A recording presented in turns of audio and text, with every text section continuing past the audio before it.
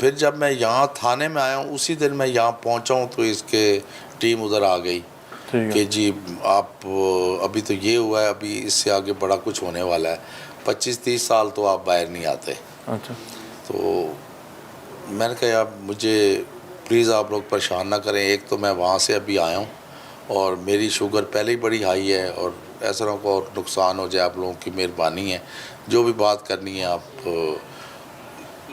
या तो उनको कहें कि ख़ुद मेरे साथ आके बात करें, तो या फिर जो है ना सुबह बात कीजिएगा, भी मैं नहीं कर सकता। तो वो काफ़ी वो लगे रहे, बट मैंने उनकी कोई बात नहीं, मैं उधर जाके उनको कहा जी मुझे ठीक है। आपके बच्चों से भी फाइल लेने की कोशिश करते रहे? बच्चों से बहुत उन्होंने पीछे प्रेशराइज इनको भी किया, किसी के बंदे के थ्रू के फ़ाइल दे दें तो आपके जो है ना बच्चे जो है आपके अब्बू बाहर आ जाएंगे, नहीं तो उनको भूल। मेरे साथ जो है अजहर साहब के बेटे भी मौजूद हैं। इन्होंने हमारे साथ पहला प्रोग्राम किया जब इन्होंने बताया कि इनकी फैमिली के साथ क्या हो रहा है, किस तरह से धमकियों का सामना करना पड़ रहा है और किस तरह से ये परेशानी से दो चार हुए हैं कि एक तो पेमेंट कर दी, गाड़ी ख़रीद ली, गाड़ी की मतलब कि इनके हैंड ओवर भी कर दी गई, कागज़ भी दे दिए गए और उसके बाद पता लगता है कि गाड़ी के ख़िलाफ़ एक चोरी का जो है वो एप्लीकेशन भी दिया गया है। और फिर उसके बाद अचानक से वालिद जो कि बुज़ुर्ग भी हैं, बीमार भी हैं, शुगर पेशेंट भी हैं, उनका गायब हो जाना, पता ही ना लगे कि अगवा हुए हैं, गिरफ़्तार हुए हैं, क्या मामला। फिर अचानक से पता लगे कि जी मुल्तान में मौजूद हैं और फिर मुख्तलिफ़ कॉल्स का आना कि भाई जी किसी तरह आप फ़ाइल दे दें अगर आप चाहते हैं कि आपके वालिद बाहर आ जाएँ। लेकिन इनके लिए मसला ये था कि फ़ाइल देते एक तो 77 लाख रुपया जाता, दूसरा इनके वालिद जो हैं चोर डिक्लेयर हो जाते क्योंकि गाड़ी इनसे बरामद हुई थी और इनसे बरामद इसलिए हुई थी कि गाड़ी इनके कब्ज़े में थी, इनकी कस्टडी में थी और ये उसके मालिक थे, ये पेमेंट कर चुके थे, कागज़ इनके पास थे। लेकिन क्योंकि अब वो ख़ुद भी इसी सिस्टम का हिस्सा रहे हैं तो वो शायद इस सिस्टम को जानते थे कि इसको किस तरह से इस्तेमाल किया जा सकता है। तो इनके बेटे भी हमारे साथ मौजूद हैं, उनसे बातचीत करते हैं। जी अस्सलाम वालेकुम। वालेकुम सलाम। कैसे हैं आप? खैरियत से? अल्हम्दुलिल्लाह। खुश हैं जी? अल्लाह ताला ने सुकून दे दिया।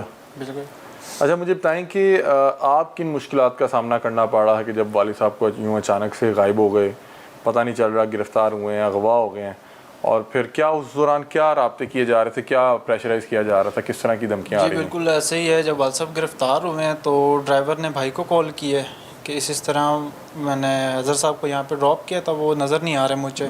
उसी दौरान थोड़ी देर बाद एडवोकेट साहब एक है उनके, जिनकी कॉल आ गई कि आपके वालिद साहब हमने अरेस्ट करवा दिए हैं, आपने अगर कुछ सेटलमेंट करनी है, ये सारे मसले यहीं पे ख़त्म हो जाएंगे, आप फेज़ 5 आ जाएँ जिला आसांस के पास।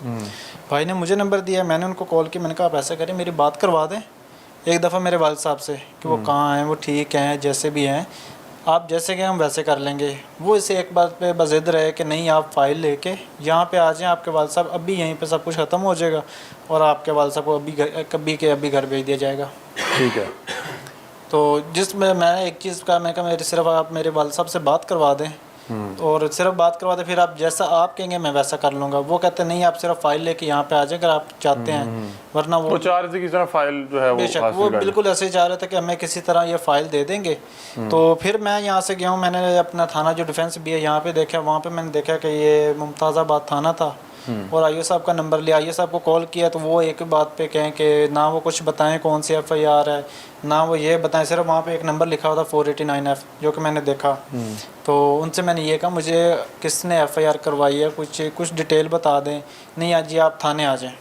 फिर मैंने भाई को कहा कि चलें आप ऐसा करें कि साथ ड्राइवर भेजा, एक दोस्त को कहा, फिर एक दो बंदों को कि आप चले जाएं उनके पास, वहाँ पे पहुँचे उनकी मेडिसिन फराम करें। आईओ साहब से मैंने काफ़ी दफ़ा रिक्वेस्ट की कि उनकी मेडिसिन एटलीस्ट उनके मेडिसिन उनको दिलवाइएगा लाजमी। शुगर पेशेंट है, क्योंकि शुगर पेशेंट खाना लेट हो या उनको मेडिसिन लगे तो उनके लिए इशू बनता है।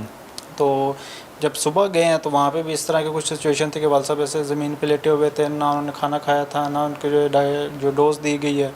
तो फिर वहाँ पे गए तो इन्होंने खाना खिलाया, डोज वगैरह दिलवाई है। तो अब जहाँ के मुल्तान पुलिस मुमताज़ाबाद थाने में अगर जब हमने कहा कि हमें बताएं कि इसमें कौन सी एफआईआर है, उसका रिकॉर्ड पुलिस के पास ना ओरिजिनल चेक मौजूद था ना उसका रिकॉर्ड मौजूद था। ठीक है, मतलब कि वो एक पुराना आपने बताया था कोई मामला था, एफआईआर थी बेसिक, उसी पे जो है वो दोबारा गिरफ्तारी डालेगी। अच्छा, तो फिर बिलाल सिद्दीक कमियाना साहब तक आप लोग कैसे पहुंचे और वहाँ पे क्या मामला थे? जी उसी दौरान क्योंकि हम वहाँ पे फिर हमने भागना शुरू कर दिया मुल्तान की तरफ। वहाँ से जिस दिन उनकी बेल हुई है तो पता चला कि यहाँ लाहौर से पुलिस गई उनकी तलबी लगवा के और यहाँ पर ले आई है एक एफआईआर थाना शुमाली सदर में कि यहाँ के 468-71 की एक एफआईआर है। हम आए यहाँ पे देखा है, वो भी एक जस्ट हमने एक डॉक्यूमेंट पेश किया था जस्ट कि हमारे रिलेशनशिप है इनसे, जिसके ऊपर एक वो एफआईआर कटवाएगी। एफआईआर हमने उनसे कहा कि इस तरह का कोई सिचुएशन नहीं है, देखते रहे कि रिक्वेस्ट करते रहे कि हम इस चीज़ में नहीं इन्वॉल्व, ना ये केस बनता है आपका। लेकिन बात वही है कि कुछ अफसरान भी ऐसे थे जो कहते थे कि यार वो एसपी साहब हैं, वो गलत भी हैं तो वो सही हैं। ठीक है। तो फिर उसी दौरान वालिद साहब 420/68 का एफआईआर नॉन बेलेबल एफआईआर है, एक दिन में कभी नहीं होती, उसी थाने में मौजूद है। और सुबह एप्लीकेशन होती है, शाम तक एफआईआर भी कट जाती है वालिद साहब के ऊपर। फिर हमने जब देखा कि ये तो स्टार्ट हो गया, और हमारे कुछ लोग जो कोर्ट में जाते थे, गाड़ी का क्योंकि केस चल रहा था वहाँ पे हमें ये कहा जाता था कि इनके बेटों का भी हमने बंदोबस्त कर लिया, वो भी 25-25 साल जाएंगे। और यहाँ पे आप ये एफआईआर कुछ भी नहीं गया, आपके लिए और एफआईआर बहुत रेडी हैं, तो आप लिहाजा फ़ाइल दे दें और मामला ख़त्म करें।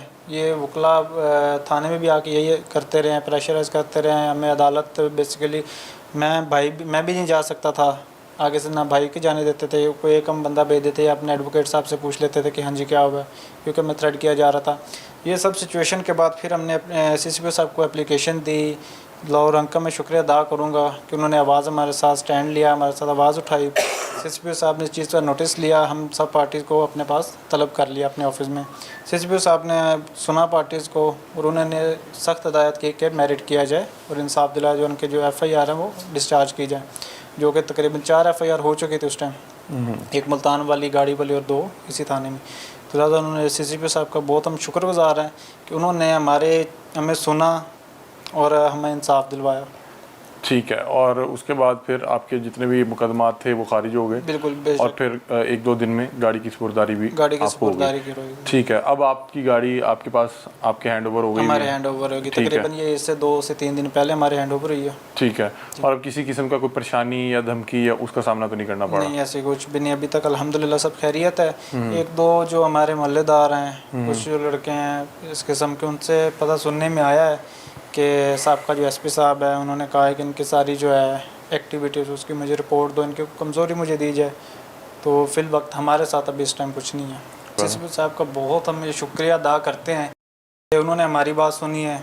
अल्लाह पाक उनको ऐसे इंसाफ करने की तौफीक अदा करते रहे। लाहौर अंका हम शुक्रिया अदा करते हैं, मरीम नवाज़ साहिबा CM पंजाब का शुक्रिया अदा करते हैं जिन्होंने हमारे साथ स्टैंड लिया, हमें इंसाफ दिलवाया।